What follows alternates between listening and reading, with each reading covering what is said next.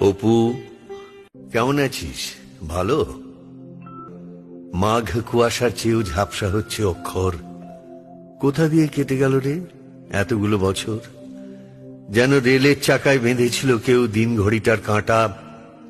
অনেক কষ্টে জোগাড় করেছি তোর ঠিকানাটা।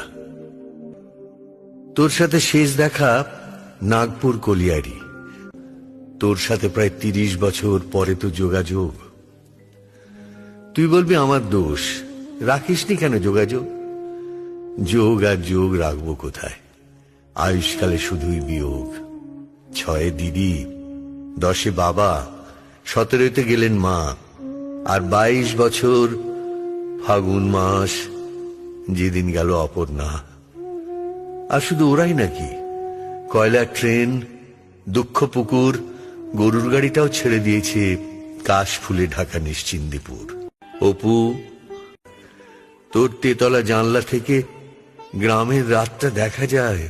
মা, অপর্ণা মুছে গেল ওদের মুখের টুকিটাকি। বলেই ফেললো অপর্ণার ছবি। হাঁ করে দেখছো আমি নতুন নাকি? মনে পড়ে সেই খুলনা যাওয়া, পদ্মা নদী, ছবির সেট। হঠাৎ তুই ডাকলি আমায়, হাতটা দে না ইডিয়েট। হ্যাঁ, ওই গল্পের পাতা, আমার অপ্রকাশিত প্রথম বই।